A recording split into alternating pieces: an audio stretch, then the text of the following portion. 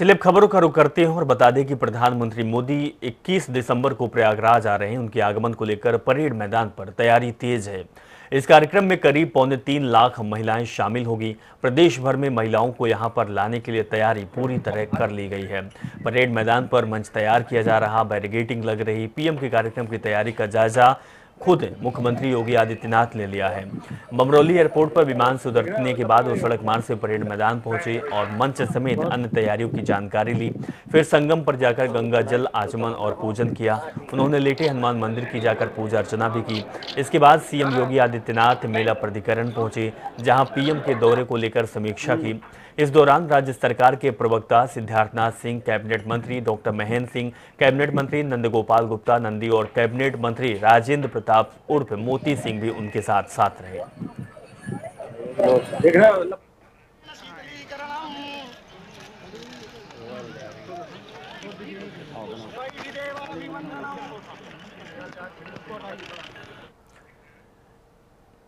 विधानसभा चुनाव से पहले भाजपा उत्तर प्रदेश में 6 यात्राएं निकालेगी। 19 दिसंबर को कानपुर बुंदेलखंड क्षेत्र की यात्रा, झांसी से इसकी शुरुआत हो जाएगी।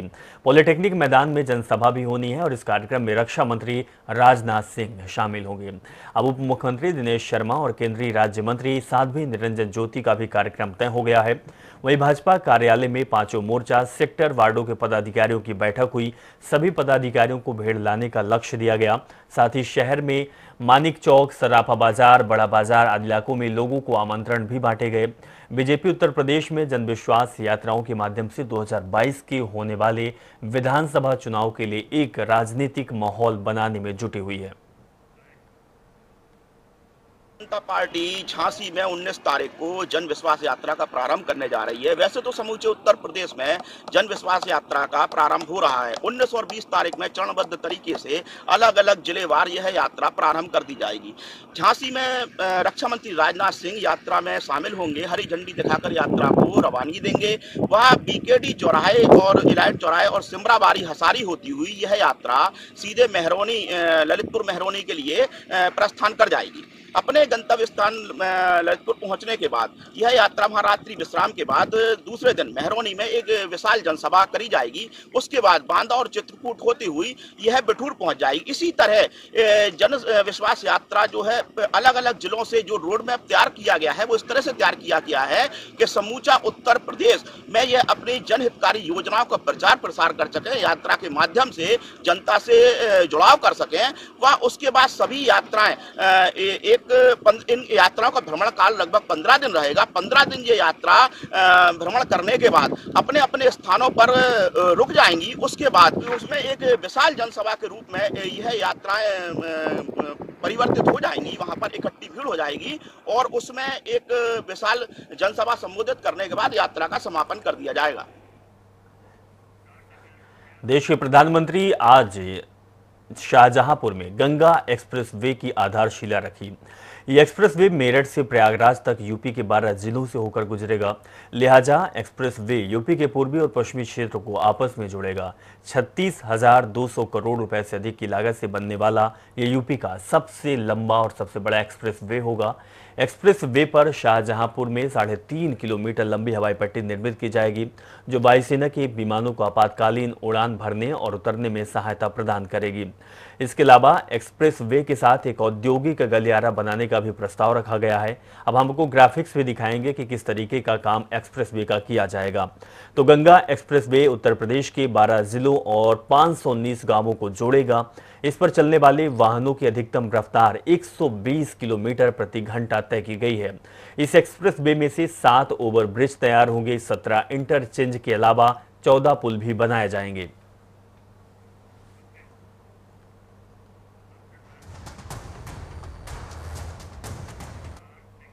तो प्रधानमंत्री मोदी शाहजहांपुर में जनसभा को संबोधित करते हुए कहा कि यूपी में आज माफिया पर बुलडोजर चलता है। बुलडोजर तो गैर कानूनी इमारत पर चलता है, लेकिन दर्द उसे पालने पोसने वालों को होता है। इसीलिए आज यूपी की जनता कह रही है कि यूपी प्लस योगी बहुत है उपयोगी। ऐतिहासिक अवसर है। आज उत्तर प्रदेश के सबसे बड़े एक्सप्रेसवे गंगा एक्सप्रेसवे पर काम शुरू हो रहा है। एक्सप्रेसवे अपने साथ इस क्षेत्र में नए उद्योग लाएगा, अनेक रोजगार, हजारों नौजवान के लिए अनेक नए अवसर लाएगा। जिस दमदार काम की जरूरत है वो आज डबल इंजन की सरकार करके दिखाई है। यूपी में एक्सप्रेस वे का जाल बिछ रहा है।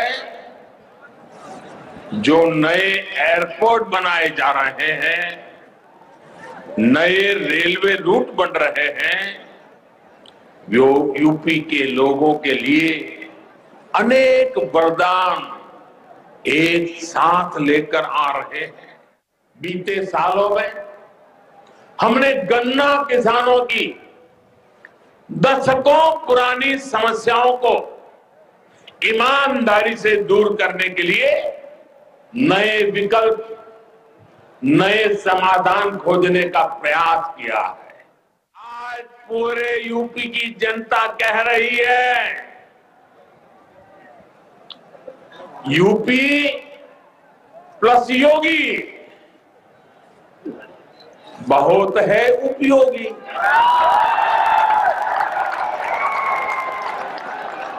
यूपी प्लस योगी बहुत है, यूपी प्लस योगी,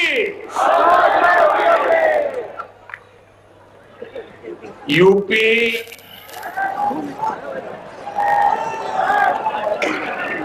UPYOGI।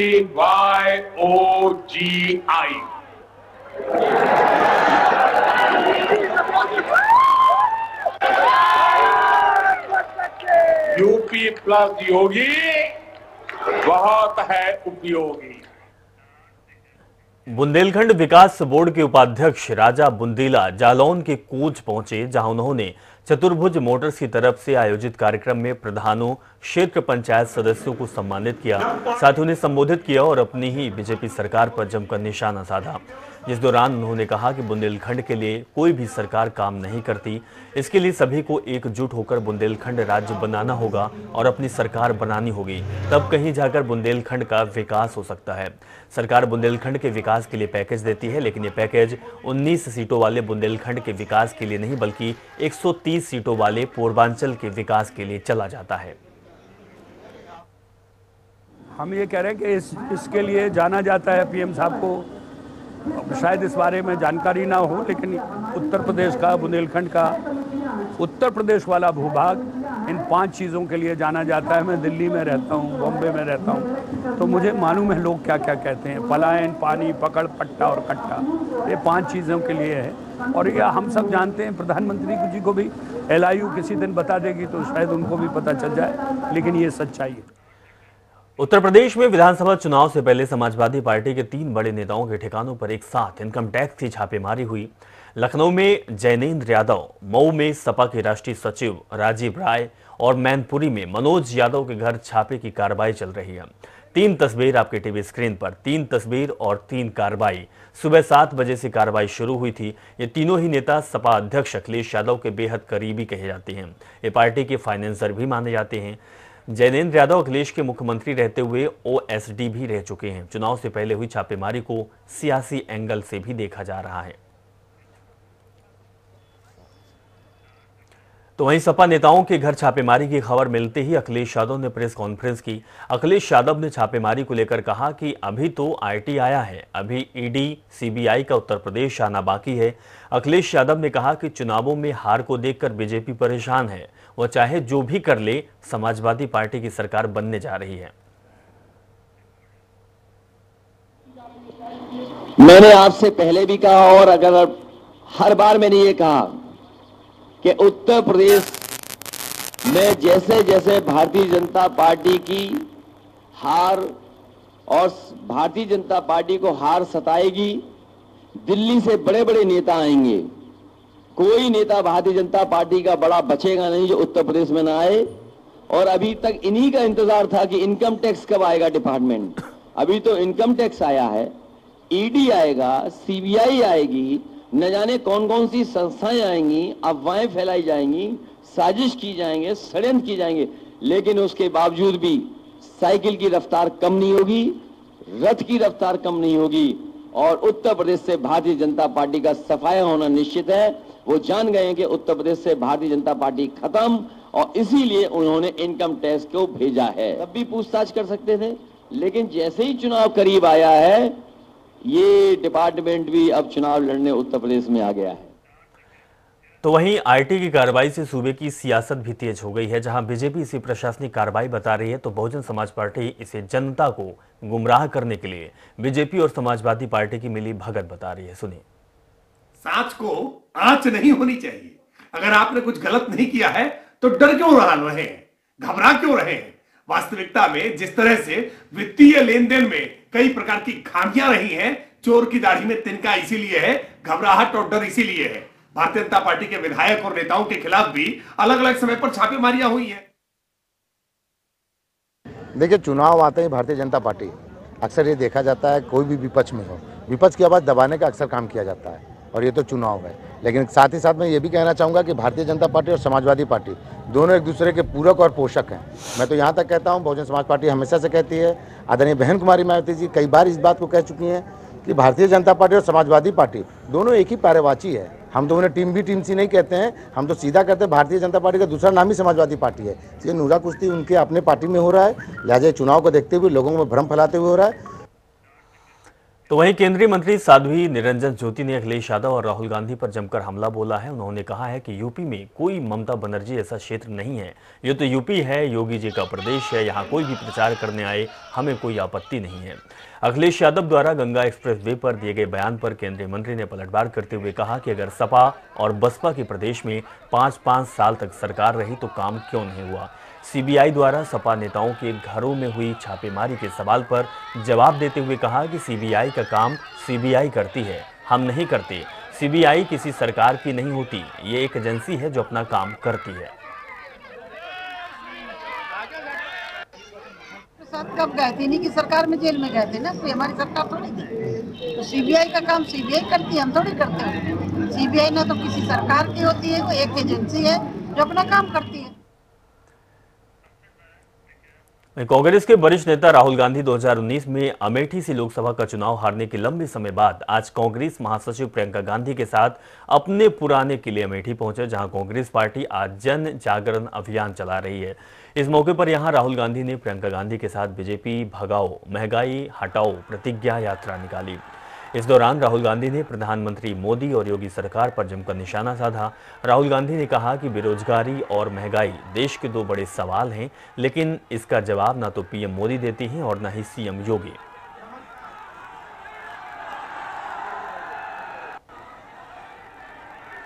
2022 के चुनाव को लेकर भाजपा 2 चरणों में विजय संकल्प यात्रा का आगाज कर दी है। 18 दिसंबर यानी कि आज से 5 जनवरी 2022 तक पूरे प्रदेश में विजय संकल्प यात्रा निकाली जाएगी।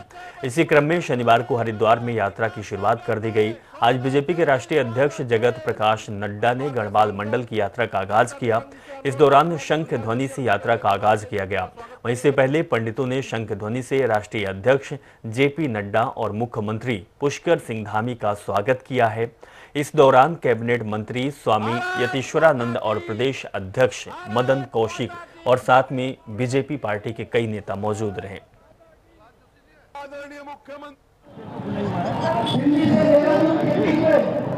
इकोनॉमिक कॉरिडोर को बनाने का काम आने वाले समय में देहरादून से दिल्ली 2.5 घंटे में पहुंचा जाएगा। इस तरीके का काम करूंगा, एलिवेटेड रोड करूंगा, विकास की नई कहानी लिखी जा रही है। आज जब मैं आ रहा था तो मैं देख रहा था कितने सुंदर घाट बनकर के तैयार।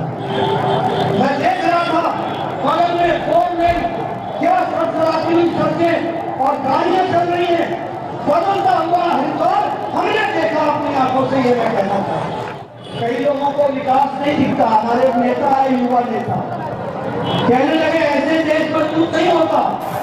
मैंने कहा देश तो बहुत मजबूत हो गया है, आप कमजोर पड़ रहे हैं।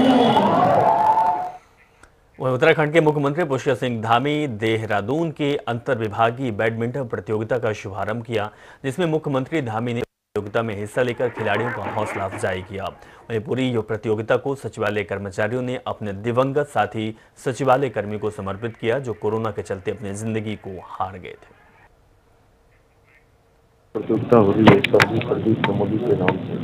चमोली हमारे बहुत ही एक अच्छे अधिकारी भी थे, एक अच्छे उससे पहले कार्यकर्ता भी थे, सभी लोग उसको बड़ा मानते हैं और हम बड़ा भावपूर्ण स्मरण भी कर रहे हैं, क्योंकि मेरे साथ भी प्रदीप चमोली का बहुत पुराना रिश्ता था। हम साथ साथ में युवा मोर्चा के कार्यकर्ता के रूप में एक साथ काम करते थे, तो निश्चित रूप से आज हम उनको स्मरण भी करते हैं, अपनी श्रद्धांजलि भी अर्पित करते हैं। साथ ही इस प्रकार के कार्यक्रम प्रत्येक वर्ष यहाँ पर आयोजित किए जाते हैं। निश्चित रूप से खिलाड़ियों को अंतर विभागीय सभी एक दूसरे से मिलने का सबको ये अवसर प्रदान होता है और इससे हमारी प्रतिभाओं को आगे आने का अवसर मिलता है। मैं अपनी सभी को शुभकामनाएं देता हूं। वहीं सीएम धामी ने शिक्षा विभाग में खुद अपनी एक बड़ी घोषणा में बदलाव कर दिया है। सरकार ने पहले छात्रों को टैबलेट देने की घोषणा की थी, लेकिन वही अब घोषणा में बदलाव कर छात्रों को सीधे खाते में पैसे भेजने की योजना सरकार ने बनाई है।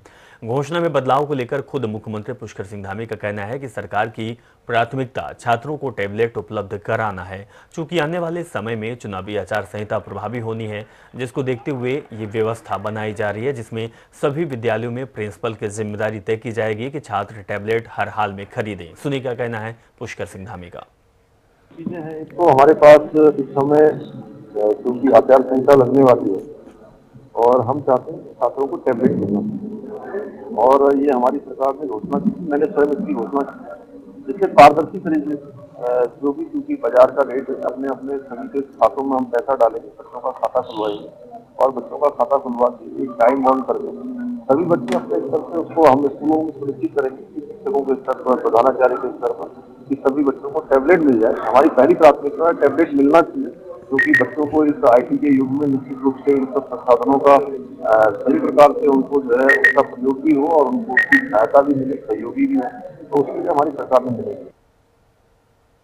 विधानसभा में उठाई थी और लोगों को बताया था कि जो टैबलेट 11,000 या 9,000 रुपये का जिसकी कीमत है ऑनलाइन, उसको सरकार जो है 16,000 रुपये में खरीदने जा रही है और मैंने उसके पेपर भी उपलब्ध कराए थे, जो कैबिनेट में इन लोगों का डिसीजन हुआ था। उस पर आज सरकार ने यू टर्न लेते हुए ये तय किया है कि वो 12,000 रुपये डायरेक्ट बेनिफिशियरी को के खाते में डालेंगे। तो आज मुझे लगता है सरकार ने स्वीकार किया है कि इसमें घोटाला था, और अब सरकार को ये भी कहना होगा कि जिन अधिकारियों ने इसको 16,000 रुपये की कीमत पर खरीदने की कवायद की थी, उनके खिलाफ क्या कार्रवाई सरकार करने जा रही है, ये देखने वाली बात होगी। कुमायूं मंडल के पहाड़ी जनपदों में आम आदमी पार्टी की राजनीतिक जमीन मजबूत बनाने के लिए आपके शीर्ष नेता दिल्ली के उप मुख्यमंत्री मनीष सिसोदिया ने विधानसभा बागेश्वर के गरुड़ ब्लॉक के गोमती घाटी में चुनावी शंखनाद किया। कत्यूर घाटी की 2500 से अधिक पहाड़ की ग्रामीण जनता को 82 सेरा मैदान में संबोधित किया। पहली बार विधानसभा बागेश्वर पहुंचने पर मनीष सिसोदिया का कल्यूर घाटी में ग्रामीणों ने भव्य स्वागत किया। वहीं बागेश्वर की ग्रामीण जनता को संबोधित करते हुए मनीष सिसोदिया ने दिल्ली सरकार की उपलब्धियां गिनाई और पहाड़ की जनता को अच्छे स्कूल, अच्छे अस्पताल के लिए आगामी विधानसभा चुनावों में झाड़ू का बटन दबाने में मदद करने की बात कही। तरफ से लोग बहुत बड़ी संख्या में यहाँ गोमती नदी के किनारे इस जनसभा में पहुंचे और मुझे बहुत खुशी है। ये जनसभा प्रतीक है इस बात का कि लोग अब कांग्रेस और बीजेपी की जगह आम आदमी पार्टी को एक मौका देना चाहते हैं। कर्नल कोटियाल साहब को एक मुख्यमंत्री के रूप में और बसंत कुमार जी को एक यहाँ से अपने प्रतिनिधि के रूप में विधानसभा में भेजना चाहते हैं, तो ये बहुत अच्छा संकेत है। मैंने भी लोगों से ये रिक्वेस्ट किया है कि कांग्रेस और बीजेपी को बहुत देख लिया, आम आदमी पार्टी को एक बार मौका देके देखिए। काम की राजनीति, ईमानदारी की राजनीति के दम पर आम आदमी पार्टी आपके बीच ऐसा काम करेगी जैसा दिल्ली में किया है। चलिए इस खबर के साथ फिलहाल इस बुलेटिन में बस इतना ही। अपना बहुत ख्याल रखें और जनता टीवी देखते रहें। नमस्कार।